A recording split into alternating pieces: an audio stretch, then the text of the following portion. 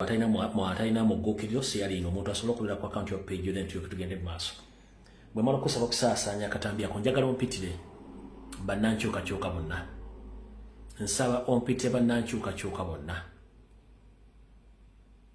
Nsaba ompitire bannankyuka bonna betukola omulimu gwe gumu ogw'okwogerera n'okuwolereza n'okusupportinga n'okuprotectinga ekibiina kya National Platform saako ne His Excellency Robert Kyagulanyi Ssentamu mubampitire ng'oli wa struggle ng'oli wa nkyukakyuka nkusaba kumpitire.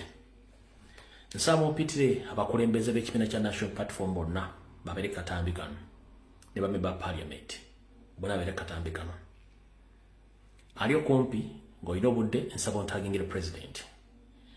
Nsaba ontagingire president wanaaba wonna akatambi kano akawuliriza. Nsaba ompitire Nyandi Yoseferiti Bahabulwa akatambi kano akabeereko.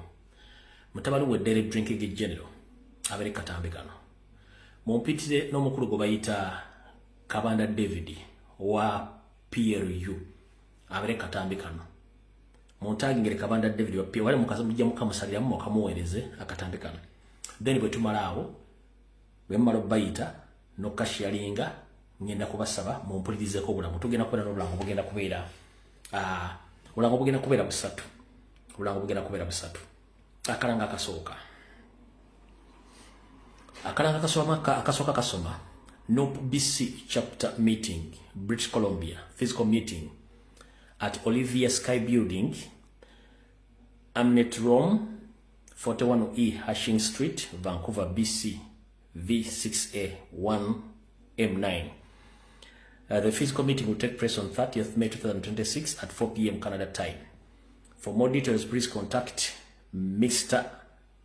Simon Logia on his known number 67 29 99 33 23 or Mr. Ivan Jacob, Chairman, on his known number 23 63 333 765 for more details about the British Columbia NOP chapter physical meeting at Olivia Sky Building, Amnet Rome, 41E Hashington Street, Vancouver, BC, V6A 1M9 on 30th of May 2026, time 4 p.m.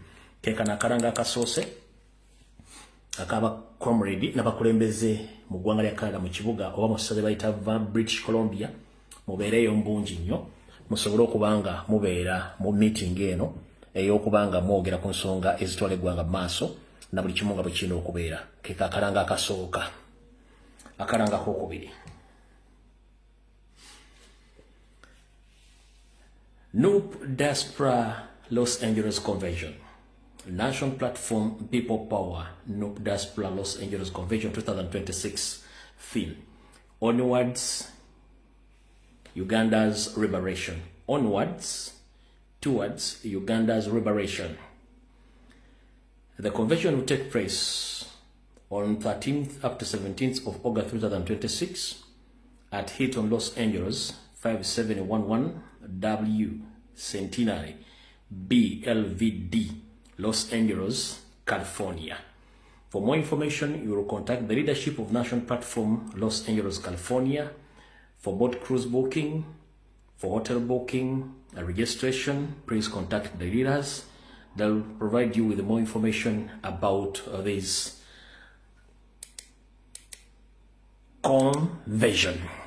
Keka karango kabakulembeze ba National Platform mu saza lya Los Angeles, California bakutegeeza ati mubeereeyo mubakubire babategeeze kye kyetaagisa nakyo kigenda okukolebwa ku lunaku olwo olwa convention eyo. Alright, ako kawedde. Kano ke kasembayo ndowooza ennaku z'omwezi zakyuseemu ngezi bagamba ne kankayiseewo nawo kasoma bwe kati. People Power National Platform 2026 Diaspora Mosaic Convention Center 2465 St. Laurent BLVD Ottawa on K1G 6C.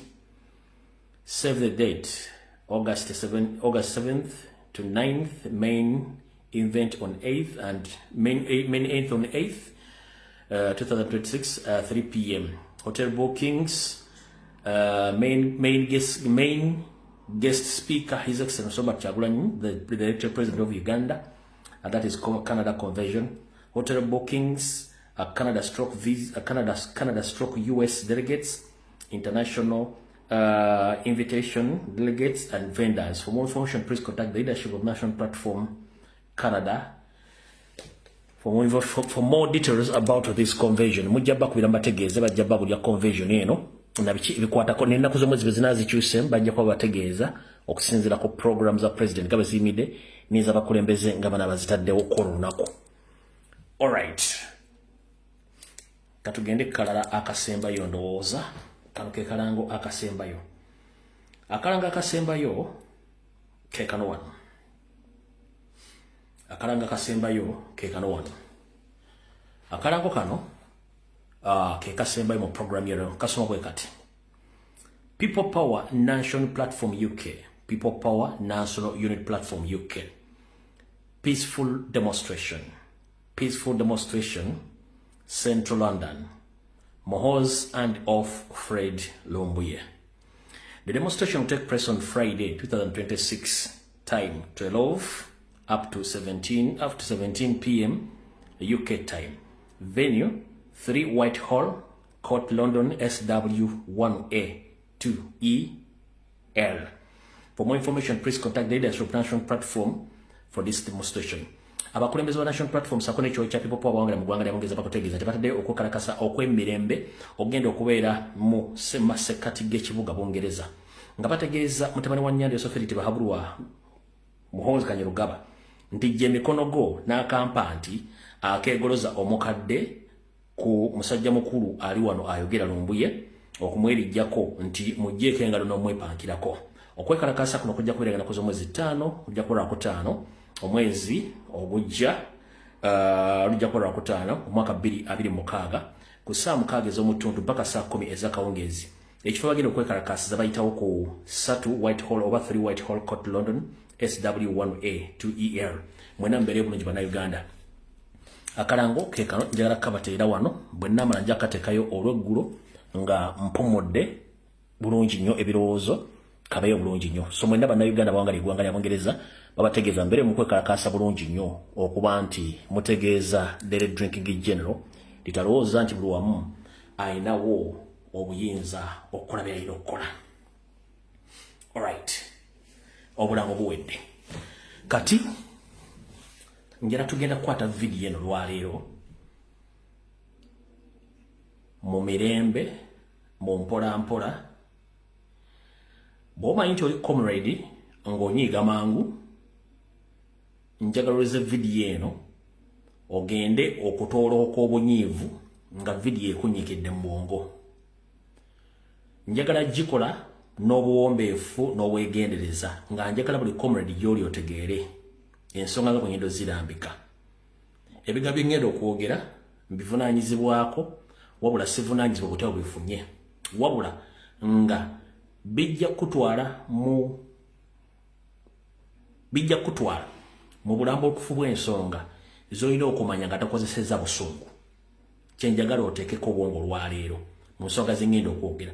Manyi ziyinza obutakusanyusa mu ntandikwa nga nzikugamba naye ate ojja zifunamu amakulu gye bujjako katono. Manyi ffenna abantu abasinga obungi tuli banyiivu naye njagala muwulize ensonga zino nga nzirambika bulungi nnyo olwaleero.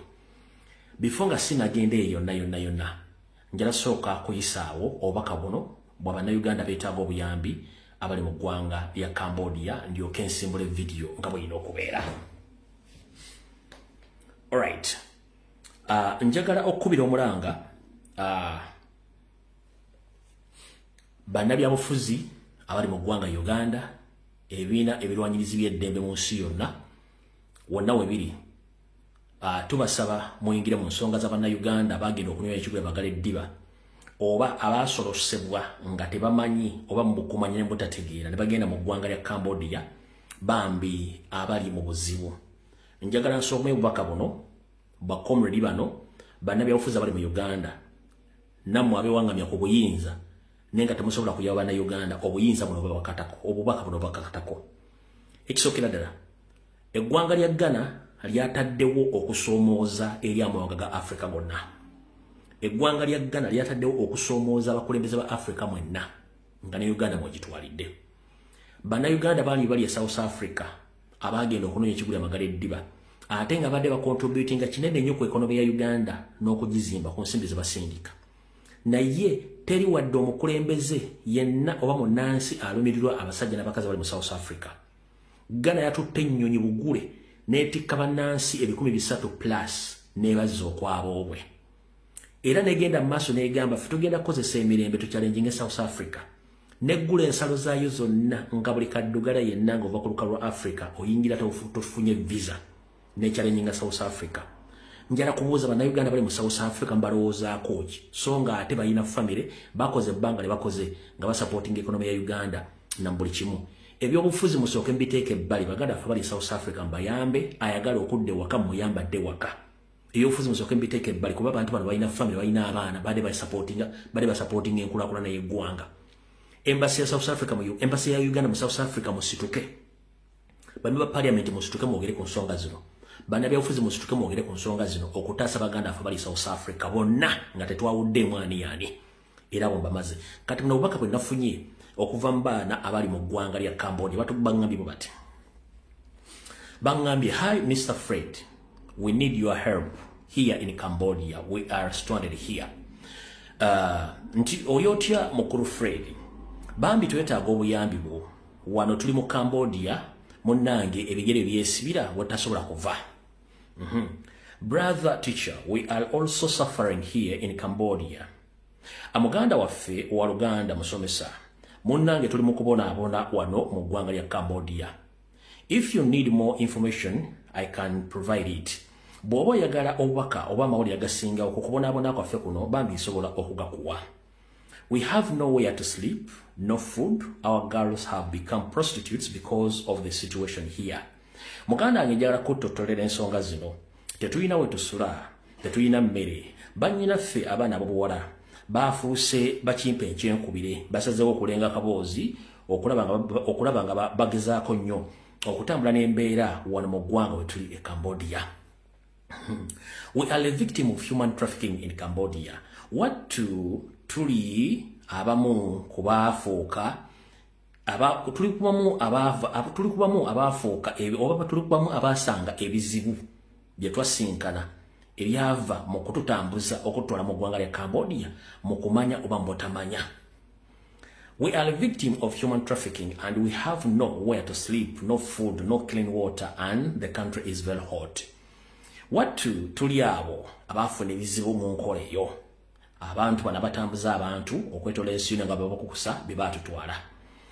Wano we tuli tetulina we tusula, tetulinawo mmere, tetulinawo mazzi mayonjo. Ng'eggwanga lye we tuli essaazi nno lyokya liringa paasi eri mu masannyalaze. Nkyagenda mu maaso malirize obubaka buno. We have a video that could share with you showing you we are suffering sleeping outside at Caritas and NGO.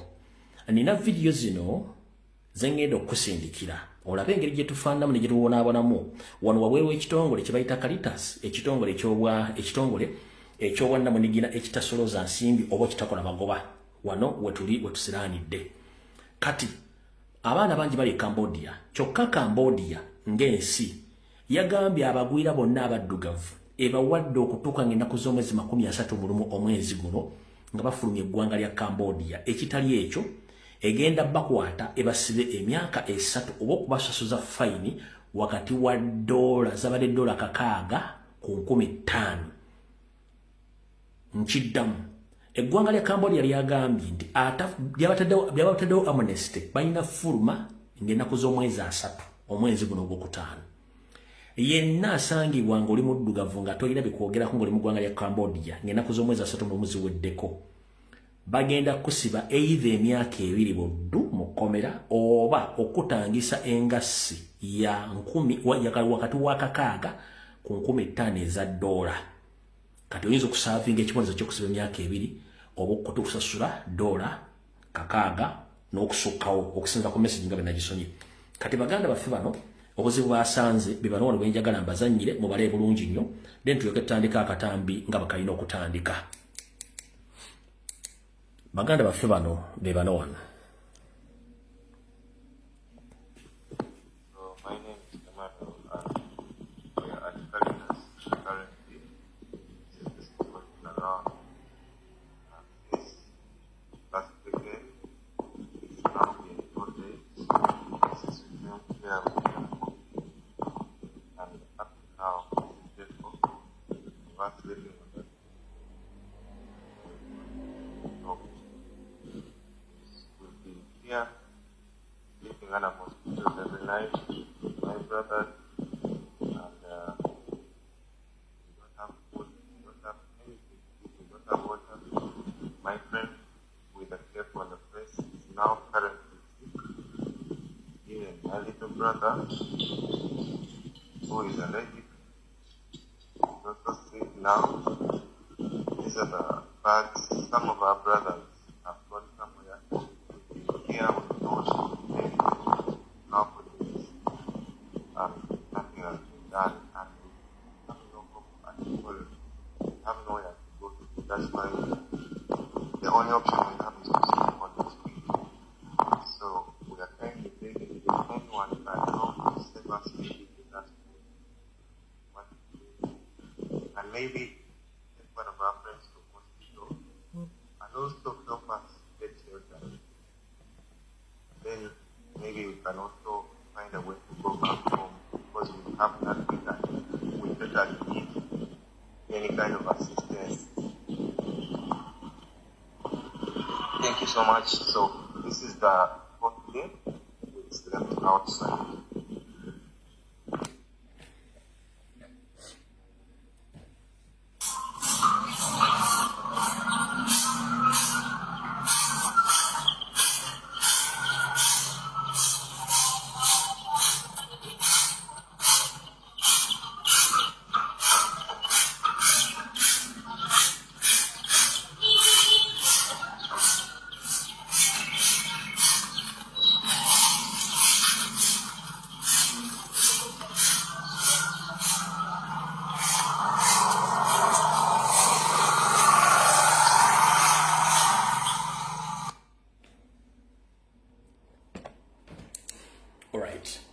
Bebo bana Uganda abali mu katubagiro ngazina n'wenkufu mu ggwanga lya Cambodia abasolosebwa mu kumanya oba mbotamanya ne besanga matigga nga tebakyasobola kudda waawobwe tebalina ebasula baba wadde ennaku ntono nnyo okufulumira ku weereere n'esirooza nti balina obusobozi kubanga bino byonna byazze mu inbox yange ya messenger naye nga njagadde obubaka buno buyiseewo ensetegeere kubanga ebizibu bisiŋŋana goyinza okuga nti olina ekizibu naye nga ate ekizibu waliwo akikusinga. Bannabyabufuzi abali mu Uganda nammwe abafutubaza ku bukulembeze buno buvunaanyizibwa bwammwe okuba nti muyamba bannayuganda kuba bano abaana ku myaka gye balina babadde basasula emisolo bwe mba musobola okusindika ennyonyi ne zitwala golodi wammwe na buli kiwa kye mutema ne waki musindika akanye Cambodia ne kagenda kakimanya abaana bano ebintu byagaza bannansi eggwanga lye bitono nnyo okukwata ka bombadi yako ne mukasindika Cambodia tekamala wadde akakadde ka $1 bwe buwumbi 3 n'ekitundu wa Uganda ezo sente ziba zi savings abaana basukka mu 200 nga bali Cambodia mba mufiirwako ki baba yiseeko nnyo bakiki ne mukwata sente mbisa muzisa bintu bitagasa nga abaana gino emisayi balina family so ngenda bakubiza omulango takungula bannabyabufuzi bannayuganda mwenna abalonzi b'eddembe musobole okufa ku bannayuganda bali Cambodia n'abali e South Africa awo nvuddewo era mpisizaawo obubaka obwo kati njala tutandika akatambi mu bufunze buno obubaka njala sooka buyisa nga sinagenda ku byabufuzi bituleese 1 embeera yonna gye mbadde mpita mugiraba ebigenda ku mutimbagano mbiraba ennaku zino abasajja badde baagala nzizibwe Kampala ekintu ekitali kituufu kitasoboka basazeewo okukuma omuliro oba okwekumamu obutaaka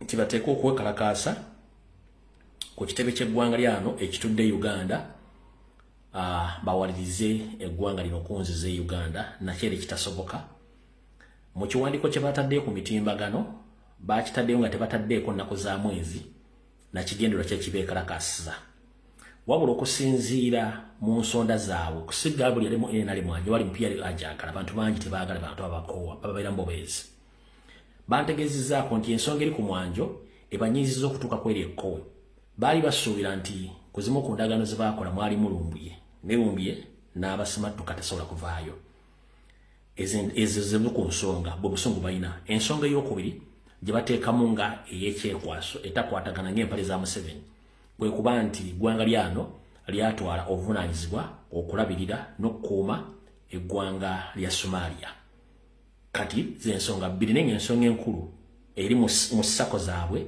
nze kizibu kyabwe kye baali baagala banzize Kampala ekitasoboka ebigambo bingi bitambula ku social media naddala ku Twitter eyo nga beetwalaganya nga mbalaba okuggyako abantu bankoopigira banga nti we musajja ayogedde kino kati nze saagala muwanya obudde okuggyako yawandiise bw'ati ono yennyini Kabanda yawandiise bw'ati manyi Twitter eyo mwagirabye Kabanda gye yakoze wadde sijja uploadinze naye nga yawandiise tweet ng'awoza nti bagenda teeka yino eno tweet gye yakoze tweet gye yakoze basinga obuli temwagirabye eyo Kabanda gye yakoze yagambye directive to all PLU members. A demonstration will be held at the Dutch embassy. CC members are expected to lead this demonstration. Only the chairman and director Legal Affairs are excused from participating. Nagamba, all appointed leaders must be present. Fail to attend will be treated as resignation. Natekako Honorable Kabanda natekayo ekipande ekyo ku Twitter ne kigendayo. Kati mukulu Kabanda wonna wali buno bakajala bokuweereza era babukuweereze. Ensi gye tulimu ffenna buli omu agira ab'olubwe. Naye tutera okugamba nti ekiyinula ennyala kiva mu kibeere. Mwe kibayinula ze mmundu zammwe. Ne mulowooza nti Uganda gye mulimu erina kubeera nga bweri era mulowooza nti amateeka gammwe ge mulowoolezaamu ge galina okufuga ente endala kye mulowooza. Ekyokubiri, Kabanda lwaki mwewa nnyo self importance? Lwaki mwewa nnyo self importance ne musuubira nti buli nsi mugenda giteekamu ennyindo? N'otuuka nga temumanyi kye muyita temumanyi kye muyita international agreements ne international treaties. Olira gwe n'otuuka okuwandiika ekiwandiiko nti ogenda kulumba embasi y'eggwanga eddamba erina sovereignty mulirumbe mulikoleko violence mukuba mwagala bazze omuntu. Ekyo tino tekiraga ali bugunjufu. Ekyokubiri kyenjagala okutegeeza mukulu Kabanda, gwe nga bw'olowooza ne mukama wo Muhoozi saako ne mukama wo mukulu Museveni ensi endala si bwe zirowooza, ziwa ekitiibwa amateeka amawandiike mu constitution zaabwe n'amateeka g'ensi endala. Gwe oba oyagala nze banzize e Kampala kikwetagisa genda kukola ki ku demonstratinga ku embasi y'abali? Muyinza okugiramu birala bingi nnyo by'otamanyi. Ekisooka, lino eggwanga bwentudde likumye bannayuganda okuva mu 2011. Bannayuganda okuva mu 2011 n'olwaleero. Tolaba ki nti wano mu myaka gy'e2023 wazzewo obuzibu 2024 ne batandika okusaba ebyogera naye bannayuganda badde beeyagalira mu nsi eno okuva mu 2021 nga olunaku lw'oyingira teri akubuuza bakubuuza linnya lyo n'otandika okukola ssente zonna zifuna nga bw'oyagala nga poliisi tasobola nakukwatako wadde ki ng'otambula kyere. Eggwanga ne likuma bannayuganda okuva mu 2021 mpaka olwaleero. Bannayuganda abali mu 10,000 kati gwe bw'otandika okukola effujjo nga mukola ebikutu by'ekisiru kitegeeza nti effujjo tolikola ku ttaka olikola ku bannayuganda indirectly. Ekisooka eggwanga ly'ozannyirako temulimanyi ne bannannyiniyo temubamanyi. Hisitole wabi byafaayo byabwe si be bantu ab'okumala gasinikirako mannyo nedda. Okusirikako tekitegeeza tebategeera. wawula mwe mwewa nnyo self importance mugenda kuleetera bannayuganda abali wano abasukka mu mutwalo obuzibu kuba kati bayinza kuba bawera omutwalo bali mu 15 babali bangi nnyo bwe byatabukamu ebyempapula after emyaka nga 10 nebitabukamu abasinga obwenyi badda bala bali makomera nete babaza Uganda kati gwe mulemereddwa okumanya bannayuganda meka bali wano kiki ekisobola batuuka ku busiro omulowooza nti muzanya politics mukulu Kabanda oyina abaana oyina omukazi ekizibu kyemmanyi kuggwe ekikutawaanya nga banyarwanda banno mwagaana okukkiriza nti temutegeera ekirala golwokuba nti empapula zo zakunassa road tewasoma kumalayo nga bwe kirina okuba yensonga lwaki tebakuwa bwa minisita tebakuwa bwa ambasada nowa MP bwennyini singa baga nti bagenze mu UNEB ne Minister of Education okuverifying empapula zo you don't qualify to be an MP era kyekikulemye okutegeera nti ebintu ebibuka boundaries za Uganda tobirinaako buvunaanyizibwa goza lwaki nyambi esofita postinga era go postinga ne mukama omuhoze bapost kubanga temuyina common sense esooka kumala calculating abannayuganda ameka basobola okubeera affected n'ebintu byetukola ekitumusobola kiteeka mu bwongo nti buli statement gye tukola esobola okukozinga obuzibu ku bannayuganda abali mu ggwanga eyo esobola okukozinga economic crisis mu ggwanga lya Uganda lwaki empale gy'oyambala kati ne suuti gy'oyambala ne taayi ebintu ebikolebwa mu ggwanga lino nandaweya gy'oyambala yinza okuba ekolebwa wano Parliament yonna ebitundu zanga 80 ku buli 100 amasuuti ge bambala gava wano ompulya bulungi nnyo eggwanga lya lirina kuzimu ku services eziwa ez'ennyonyi ezitambuza bannayuganda across the globe economic factor y'amaanyi wano bannayuganda almost bamaze emyaka egisukka mu 13-14 nga bakola nga bafuna sente zidde Uganda ompulya bulungi nnyo bannayuganda bajjana okujjanjabibwa abanene mu gavumenti n'abanene abantu abanene mu Uganda bajja okujja nga bafuna services ezitali mu Uganda ompulya bulungi nnyo kati bwoddawo n'otandika okukola ebigo by'ekisiiru kubanga mulina pressure ku muntu ate abayinako buzibu muganda nge mujja kuleeta obuzibu gowandika ekintu kuba mwagala lumbuye ne tomanyi repercussions oba ebinaava mu tweet z'okola ne demand zemuteekawo ezitakwatagana bakulu mu butategeera bwammwe ekintu bwe kiba kiganyi mukireke ompulya bulungi nnyo gwe tosubira nemugenda kusindika abatemu bajje banolunjulumbu bamutte mulowooze nti kiwedde no kiba tekiwedde nze ne bonzita kiba tekiwedde ate nga n'okunzita kiyinza obabeeramu ekizibu gweoyagala banzizeeyo negolowooza nti nze basobola okunzaayo kati leka nkubuulire mu nsi mwe ze mugamba eziri mu kyondo ky'Abawarabu eno ensi teri mu kyondo ky'Abawarabu eno ensi etudde ku nkalu ezi ku lukalu lw'Abazungu ne ku lukalu olwa Asia era n'empisa ezaabwe si z'Abawarabu newankubadde basiraamu nkuwulira njagala kutegeeza bulungi nnyo mutambudde amawanga wano n'ennyambala bambala nga nze bwe nnyambala wano toli basangana nti ababuusi oba basangina kanzu nno ebintu babikola bulungi nnyo kati muddiringa n'abantu bamutamanyi ekyo kyo kikugamba muddiringa n'abantu mujja kuleetera bannayuganda obuzibu mwesonyiwe eggwanga lino muleke bannayuganda abaali mu Uganda babeere emirembe we bali ekyo kyo kigambye mulwokuba munyowaragi ne mukola ebikolobero mulowooza n'ensente zibikola wano kizibu nnyo okusanga omukungu wa gavumenti ng'akoze tweet ng'erumba ensi yonna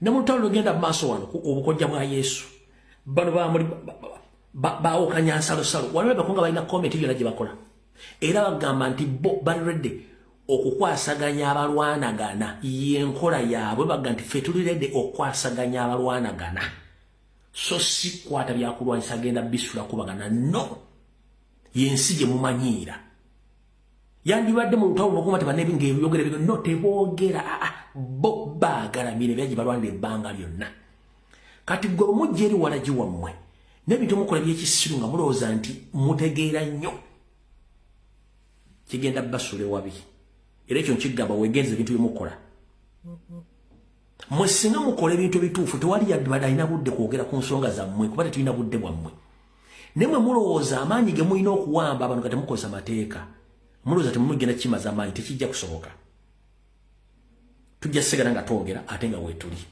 so bisigale mu maaso mugende nga mubikola ne mujja kitegera ekinava byebiraka awo njagadde kuyitira obuyitizi ne twiti nzibalaze mukama we yawandiisa ebigambo bingi nnyo nga bivoola nabyo nabifunye wano ebivoola eggwanga ne mujja kitegeera so kati ekyo kyo nkivuddemu sigenda kirwamu kati njala tugende ku katambi akatulesa olwaleero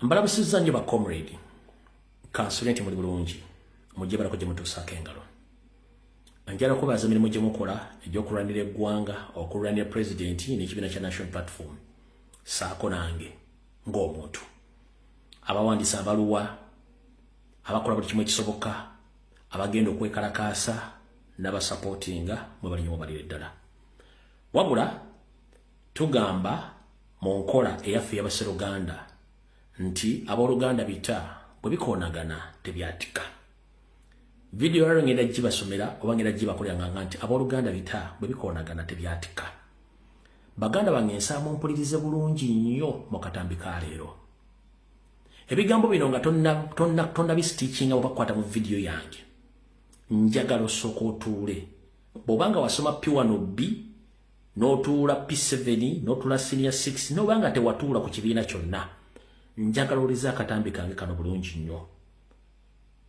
osanga n'ofunamu ekyokuyiga ne tutema kwekuba kwevuma kweyuza mu ngeri yonna gye wandiyagadde kibeerewo saako n'okuvuma oba okuyisa olugaayo mu bukulembeze bw'ekibiina kya national platform obuliwo olwaleero njala tukwata akatambi kano mpola mpola ekisookera ddala nde bacomrade bangi nga mwafunye okwenyamira ku bakulembeze abaalayidde n'okulondebwa kwa leader of opposition ne shadow ministers abaalondeddwa era ne mugamba nti ekyakoleddwa twakkiriza nti Museveni yawangudde era twamulegitimizinze muganda wange bw'okyogera bw'otyo mu ndowooza yo gwe ng'omuntu oli mutuufu mu ndowooza yo ng'omuntu oli mutuufu ne bwe tudda mu mateeka matuufu tuli mutuufu mu ndowooza yo ng'omuntu oli mutuufu naye bwe tudda mu mateeka nga bwe gasoma tuli mutuufu era nkusaba wekube mu mutima nga tonnakola video ndala yonna nkunnyonnyola bulungi otegeere osanga onootegeera ffena tulina okunyolwa ate tuyiga buli lunaku wabeerawo okuyiga ekipya kyotamanyi nange enjiga era kyovula nzija nnyo nempita ku video abaana zebakola ku social media neŋŋamba yes abantu zebakola ku social media neŋŋamba yes ez'enkyukakyuka kyovula nti twawukanya emitwe ekitwawukanya emitwe bantu kumanya nti buli omu alina ideology ye buli omu alina ekitune katonda kiyemu mu kusengeka ensonga n'okumanya ebyobuzima bye batomanyi teri mumanyi yeekomeredde teri mumanyi wankomeredde nedda buli muntu abeerako kyayiga nekyayigira ku munne okisa mu nkola kati njala mumpulirize bulungi nnyo Uganda ng'eggwanga lize liyita mu butabanguko obwa buli kiko okuva mu 1962 n'okutuuka olwaleero abakulembeze bangi battibwa abalala bawanganguka nga n'omukulembeze waffe mwali lwa byabufuzi si bwe kiri nti ye ebyobufuzi n'okutwala obukulembeze bibeeramu ebiwayi bibiri naye ng'ekiwayi ekisinga obukulu kyekiwayi kya demokrasiya oba kyetuyita demokrasi oba kyetuyita non-violence ekigambo kye bayita demokrasiya kigambo kiwulikika nnyo mu nsi yonna naye kufuna demokrasi oyina kulwana demokrasi etajja kujja na demokrasi wabeerawo at least okukwataganamuko ebitogi baani abakwata ebitogi ebyo babikwata ddi babikwatirawa kyekibuuzo bw'omala okwebuuza ebibuuzo ebyo wano tegenda akatambi okatandikira era mbufunza akatambi katandise buli muntu yena akola mu Uganda awo agamba nti baalwana bakuga baakola ki baalwana si bwe kiri nti ye fena mu ntandikwa twakkiriziganya bulungi nti enkola eri mu mateeka ga ssemateeka omuwandiike era agakkirizibwa mu ssemateeka w'ensi yonna Geneva Convention ze bayita non-violent fronts. Non-violent fronts kwe kwetaba mu kukyusa obukulembeze okutali kwakulwa musaayi n'okwettingana. Mu front esooka kwe kwenyigira mu kulonda. Mu front esooka kwe kwenyigira mu kuki mu kulonda. Ekikwenyigiza mu kulonda kitegeeza nti participate nze mu non-violence front eri mu constitution ya Uganda. Njala kusomera obaka buno ndyoke nkugende ndikuviire kukunyonyola bulungi. Legitimacy front, you can deny participating in them, like fronting an opposition government in parliament. Those democratic constitutions front fighting within the constitution governing the country. Emu kungeri yokulwana no kulaba nti ensi etegeera obuzibu obuli mu government. Kwe kuba nti weetabye butereevu nnyo ng'otaddewo eyenkola eri mateeka gamanyikiddwa ne mu nsi yonna gamba okwetamu okulonda abo abagenda okuwakanya oba okutereeza ebikolwa gavumenti ng'otaddeyo abakulembeze abagenda okweŋŋanga enkola eyo okulwana nga beyambisa constitution mu ggwanga eryo. Ompulya bulungi nnyo ekyo kiri mu mateeka. Ko front gye twa participatingamu eri non-violent kitukakatako okukola ebintu ebyo byonna tosobola kuwakanya kintu kyonna nga tokiriimu oyina kibeeramu. When Museveni captured power in 1986, under whose constitution did he swear in as the president? It was Obote's constitution. He did not refuse to swear under Obote's chief justice by then and under Obote's constitution. Nti Nyando Yesoferi bwe yakwata obuyinza mu mwaka gwa 1986 mu ssemateeka wa Obote era gwe yasoya gwe yalayiriramu ng'omukulembeze mu constitution y'Obote era teyagaana kulayira nga bwiteyagaana kulayira era yalayira bulungi nnyo mu gavumenti y'Obote nga chief justice ng'akyali mu gavumenti y'Obote yakolera bulungi nnyo. In the Obote system, he used to form his own, after which he wrote his own constitution. Museveni yabeeranga mu gavumenti y'Obote ng'alwanira bulungi nnyo era n'awandiika bye yawandiika n'abituusa bulungi nnyo kansubirenti munaakitegeera ekintu ekyo. If His Excellency Robert Kyagulanyi Ssentamu aka Bobi Wine was to be swear in as a president under whose constitution, kale singa Oweekitiibwa Robert Kyagulanyi Ssentamu omukulembeze yalondebwa singa kyajja nti bano baali tebabbye bululu nga bakkiriza okukyusa obukulembeze nga tewali kuyiwa musaayi yandibadde alalirira mu ssemateeka ki? Bandibadde bawandika ssemateeka omupya owuwe? Bandibadde alayirira mu ssemateeka Museveni. Then bw'amala otuukamu n'atandika okukyusa ebeetaagisa okukyusa mu gavumenti eye gy'alina okutandika okukola mu bunnambiro kubanga Museveni yalayiriramu. Learn how governance works in democratic system. We are non-violent. Bobi Wine's word. Njagala tuyige engeri gye tukolamu mu ngoli etali ya butabanguko era bibigambo ya presidenti bye yayogera mu ntandika ng'akola ebintu ebyo era badde akyogera ebbanga lyonna. Kati wano wali okulya n'okomba essowaani. Wenjagala comrade ompuliriza bulungi nnyo. Ebiseera bisinga omulaba wo tobuwa nnyo budde kumanya ki ky'ogenda kukola. Newankubadde omuleeta abeere kumpi tomuwa nnyo budde kumanya ky'ogenda kukola. Ekisookera ddala Museveni ebbanga lyonna ayagala era yabagamba he is the master of violence. He is the master of violence. Ndi ye mukugu nnyo mu kutandika obutabanguko era yenywiriza nnyo mu butabanguko. Kati gwe naawe yagala muwo omukisa ogenda ogwe mu kateeka ako obutabanguko. Oyagala muwo omukisa ogende mu kateeka ako obutabanguko nga bw'omwagala akukwate. Ebbanga lyonna badde bakwata bakombe n'abayita abatujju n'abasibako emisango emundu ebiki byonna ne president Mwalu yasooka musibako mu gye zaabula tetwamanya Kiza Besigye yali mukomera nga musibyeko ogw'obuyekera byonna Museveni akola kyabikola kati kasoke nkuddeeku ku ntandikwa y'ekintu kino ekisokera ddala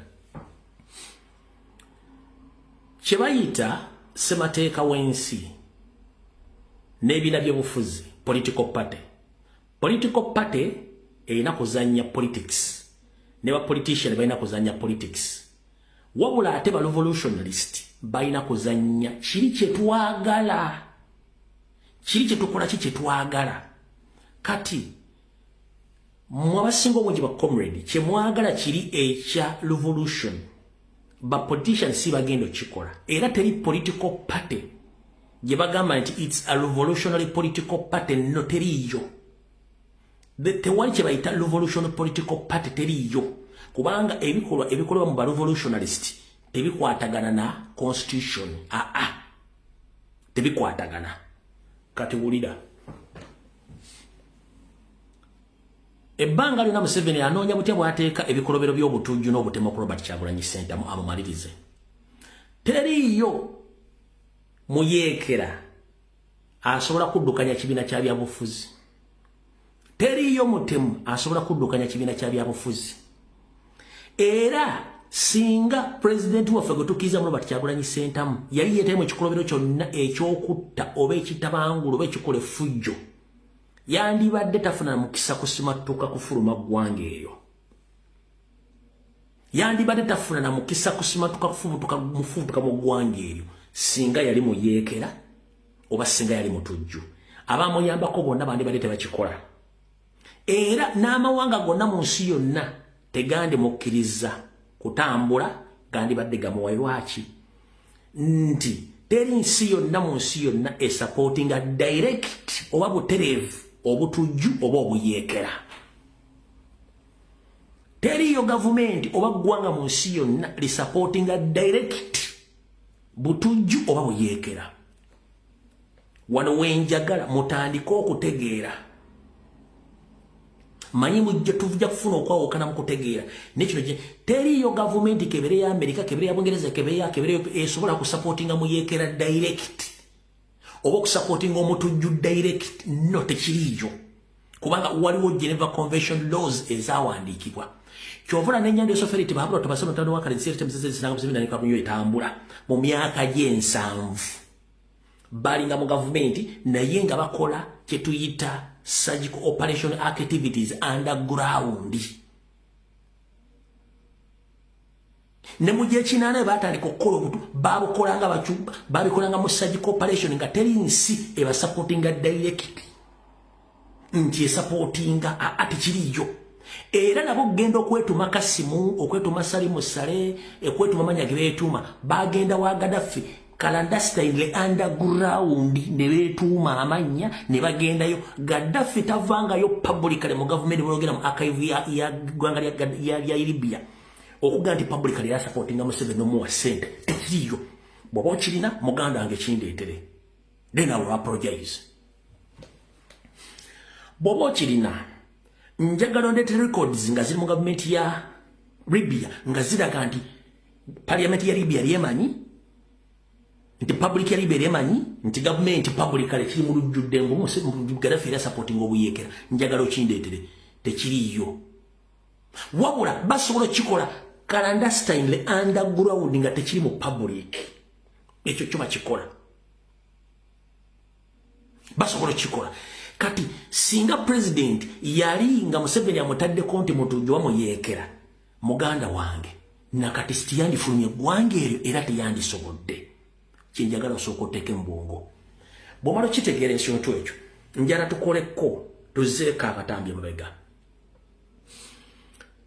bakomredi mwagambye nti abakulembeze bakoze byokulayira era bawadde legitimacy gavumenti ya Museveni no eyo tebagiyita legitimacy no eyo yemu ku nkola erwanda mu mateeka amawandiika aga constitution yemu ku nkola empandike mu constitution gye mulina okulwaniramu eri mateeka era n'ekibiina ky'ebyobufuzi gye kirina okuyitamu okutambuza emirimu gyakyo kale katugambe twakkiriza ffenna londo omule ntukkiriza ogenda okweta mu kalulu kitegeeza tokkiriza demokrasia abakulembeze ne balondemwa ne tokkiriza demokrasia abakulembeze constitution bagamba ki bamala okulondebwa constitution baga nti balina okulayira tewaliwo kawairo kabaga nti bagenda kukola kikuwa okulayira ne waliwo akawairo akaga nti singa bagaana okulayira batekawo by election kwe kuddamu okulonda bano bonna bazize nga baganye nti tetugenda kulayira kitegeeza gavumenti yaddembo okukozesa omukisa ogwo okufrontingawo abantu baayo bayitewo nekimbadde mutuute bakole ki bakituwala. Do you copy that?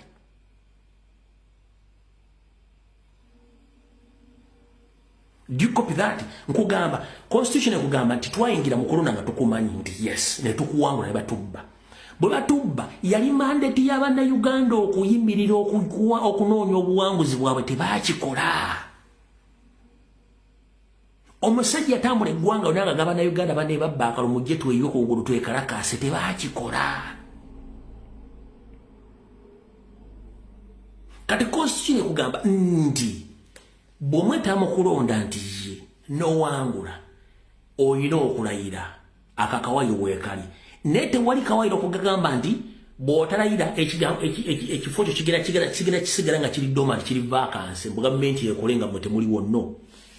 Kyova olaba nti omugenzi Honorable Susan Nakimuli Katonda lwamujjula Electoral Commission yagambye nti abantu beeri balina okukiikirirwa tugende tuteekawo okulonda kyekikulaga nti ne bandi balonze bano ne mbagamba tebalayira tewaliwo kawairo kabagamba nti babeeraawo nga tebalayidde nti tebalina kyakukola nno tekaliwo akawairo wabula ate waliwo akawairo akagamba nti singa tebalayira wayitawo ebbanga tono Electoral Commission ebifo byonna egenda biragala biri vacant era eteekewo okulonda okulonda okuba kuwa NRM chance oba okuteeka abantu baayo abalala bo bwe bawangula nga bajja balayira oba wakoze eki ekyo nkimaziza kiteddeawo okitegedde bulungi. Tewaliwo kawairo kabagaana butalayira naye ate bwe bagaana okulayira akawairo weekali akabagamba nti manti tugenda teekawo okuzzawo okulonda kubanga mwagaanye okulayira ndowooza kitegedde bulungi nnyo. Awo tuvuddewo awo tuvaawo tugenze wano ekibiina kya National Platform fenna ye UNEB Center nafba yaffe mu demokrasia UNEB Center namba eyo emirimu gy'erina okukola exactly gyekola n'abakulembeze gyeri mu kukola n'abakulembeze baayo. Kati bwe mba temwagala abakulembeze balayire political party egenda kubeera ng'ekola political activities ki tebalayidde temwetayo mu political activities eziri mu Uganda. Political party eba egenda kukola mulimu. That means the political party ceases to function. Era temwine mugenda kulwanira ntalo za political prisoners demokrasia mu Uganda tuwali platform jimogera kuyimirirako ne mwogera mugenda kwogera nga baani you cease to function. Ekibiina bakigaddewo kubanga the party doesn't function. Kyovula mbadde nga mbaga ebbanga lyonna nti muleke ba politician bazanye politics waabwe.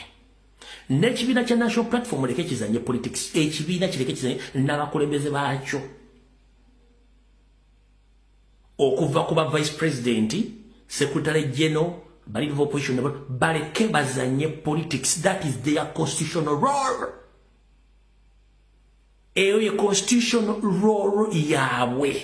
That is their constitutional role. Nchida muganda wange. Ba vice president abasigale Uganda. General secretary, leader of opposition, ba lawyer, ba MP bonna abalondebwa. That is their constitutional role. Jebalina practicing n'ekibiina bwe kirina okukola.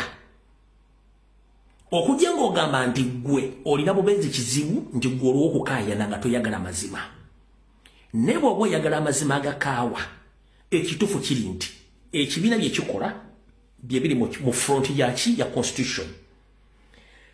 Bannabyabufuzi bakola bye biri mu rolo yaabwe ya constitution bye balina okukola. Okitegedde bulungi kati gwe onookwata essimu muvume aloga nti tetomanyi amateeka muzibe omala kuzza musango ne likwata. na oyinza okukola video naye ng'etteeka gye liri isoma ekintu ky'owakannamu togenda kijjawo ekintu ky'oyagala okukijjawo okijjirawo mu revolution. So focus on revolution. Focus on resolution. Which resolution? And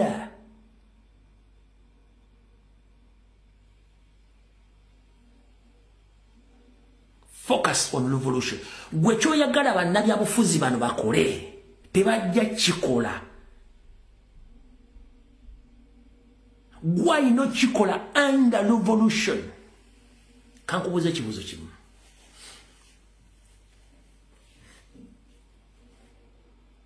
Kuba manyamu mugenda kunyiga naye nga temugenda kunyigira bwerere.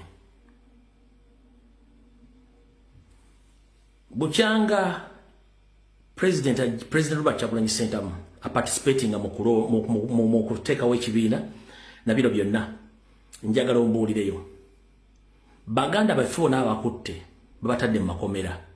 Obadde oli eboozi nti Kyagulanyi akwatisa abaana akwatisa abaana tisa abaana. Kyagulanyi abadde abatati nedda mubadde mu defending ekintu ekyo. Akikola tebamumanyi bamumanyi. Lwaki tebamwogerako? That is what we call deception. Bakulimba nawe noogera n'ekyo. Nakino kankikugambe. Bw'omala otegeera ensonga eyo kino kiteeke mu mutwe era otegeere bulungi nnyo. Bannabyabufuzi tobalirayinga kubanga under the democratic front bye balina okukola. Gwe mu revolution by'olina okukola by'oyagala tebajja bikola. Bannabyabufuzi tebakola bintu bya revolution. Bakola biri bya democratic front ebiri mu constitution. Bino bye twagala bakole biri under revolution. Revolution teina mu 20 ono yagikulembera naawe osobola ogikola. Museveni ali comfortable nnyo kubanga tafiiwangayo wadde omuzzukulu wadde omwana. Wawula ye emyaka gy'ensanvu n'egy'ekinana yakolanga surgical operation n'atandika okunoga emmwanyi ezengedde nassa mu kasero. N'atandika okunoga emmwanyi nassa mu kasero. Kati emmwanyi zino ze yagendanga alonda zaaleetera gavumenti ezaaliko okuwikeninga. Kati mwe muba temusobola kusoma bitabo bino byetegereza ng'ate mugabana byabufuzi. Bannabyabufuzi tebagenda kukola kintu kino.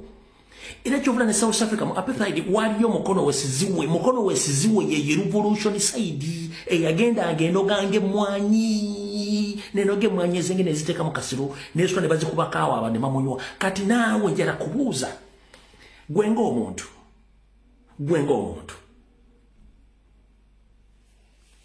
nga tondaga nti bapolitician bakoze bubi sibawagira ekyo mukimanyi okozeewo ki neibawo munyampi okozeewo ki edimasitero munyampi okozeewo ki mukazi wo osulayo mbuli munyampi okozeewo ki bakyaliwo banyampi okozeewo ki mwina mumbegako kyo mubumanyi okozeewo ki mwina abantu mumanyi ku kyalo nga bawa information okoze n'akantu akatono kobe akakuli okumpi kakulemye okuzoganya n'akantu akatono akakuli okumpi kakulemye okuzoganya gwe ng'omuntu mu revolution etandikira ku gwe. Golooza lwaki omuntu bw'asala ebyayi ne bikuwunyira odduka oba obiyoolawo. I'm sorry to mention ebigere byenkozesa olumu si birungi nnyo wano. Nkubuuzizza bwe mu taxi oli n'ayita nakku kitegeeza nti obuzibu bwonna obw'okukyusa eggwanga butandikira ku ggwe. Bulaza nga tonnakola video kuvuma abakulembeze b'ekibiina gwe nga gwe okozeewo ki?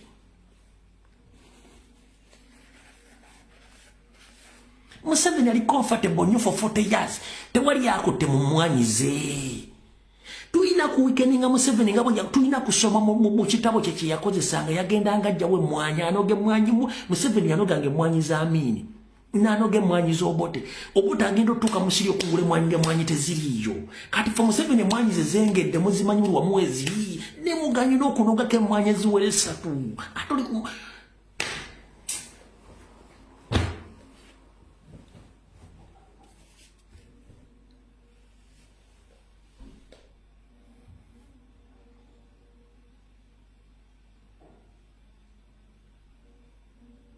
Museveni okuva mu myaka gy'ensanvu anoge mwanyi zobote ezamini titokero lutua bonna babina ayise mwanyi zaabwe azinoize buli wajjawe mwanya mate mwanyi ebadde ino mugaso bweti ngajijjawo nene mwanyi erino mugaso bwe guti ngajijjawo nakati mugina emyaka gyabadde comfortable fike nyini atunoze mwe mwanyi emwanyi ezo muzimanyi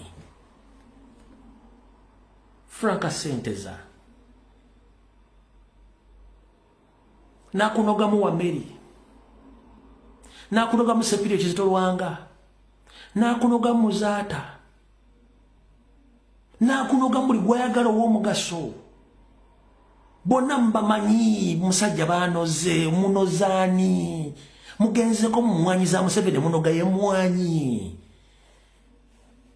kiri kiganye kitya kubanga abantu tetyo kisome kitegeera kati nkibategeeza mu kitegedde eyo constitutional front balino gikola kati gwe ya revolution it's up to you not Robert Kyagulanyi Ssentamu no whoever come out to blame Robert Kyagulanyi Ssentamu is excellent Robert Kyagulanyi Ssentamu you are making a big mistake you should blame yourself because revolution starts with you. You are the people who on ground.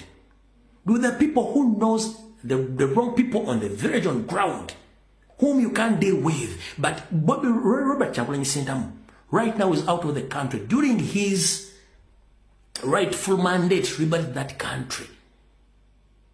So omusajja ali comfortable nyo myaka n'amapesa mugamba njiganywera bia jegasula famu za mukimuki. The people are very comfortable. Why do you make them to be comfortable? Bakasirye gwanga bakirumira bani bonna eyama pesa agamanyi system akyagikola gwogikozeeko ki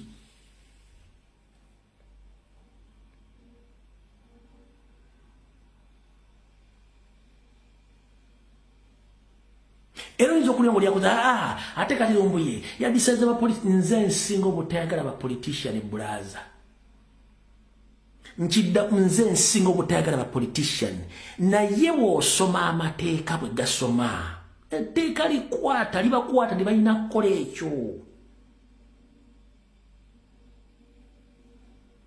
nkugambye president singa teyayita mu eyo non-violence system singa nejali tasobola kubeerayo teri nsi ekolagana bayeekera direct teri yonse ekwatagana batujju Museveni akoze deception since 1968 nga akulietingawo obutujju nga Amerika emuwasente okulwanyisa obutujju Bungereza nge muwasente okulwanyisa obutujju European Union nge muwasente okulwanyisa obutujju kati singa president bali bagenti mutujju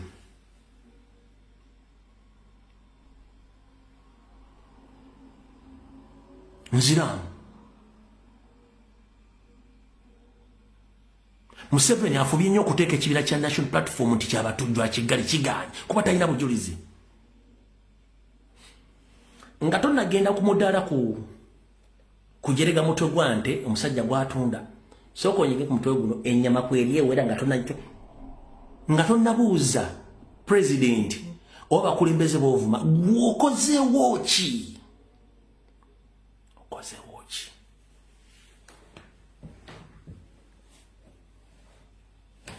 kansubira video na mugenda gitegeera kubanga ne mono sticker mu video naye mvuma tebanayogedde bubi tolina kyonkyusa kubanga nze amateeka nga manyi amatonotono lwaki nange wano wokike nnyini kubuuza ebimbuuzibwa bingi nnyo odiringa n'ebibiina byabatujju nti naye sirinaako odiringa n'ebibiina byabayeekera nedda sirina kyemmanyi ne bakebera mu system of course nga ndi innocent sirina lwaki bambuuza ebibuuzo ebyo kubanga bamanyi nti ba activists abamu bagetinga far to that end which kyesirimu muganda wange kiddeyo ku ggwe neyibawo munyampi ng'osobola okugenda okukwana mukamuli bano gomenti mukazi mufumbo ng'ogenda okubba ettooke mu lusuku lwa neyiba lwaki olikolera programu lwaki okulanibwa okubba mobile money lwaki okulanibwa okubba boda kubanga oyina programu ekati lwaki mu revolution topulaninga kunoga mwanyi za Museveni nga babadde atunoga ffenna revolution ejo bayita bano bannabyabufuzi kye bagenda okukola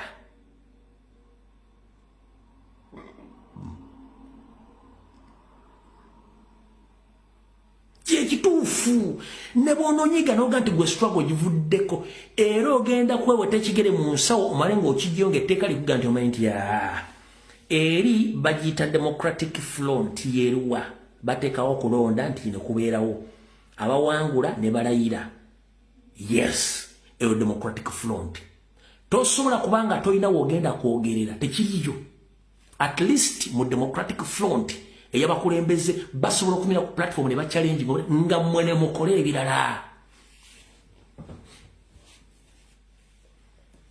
ngene mukole kibayita okufumba omutuko kimanyi oba kitokota si kisaanikire watu kankuweka kantu kano kategeera embeera gye tulimu eringa ya pressure cooker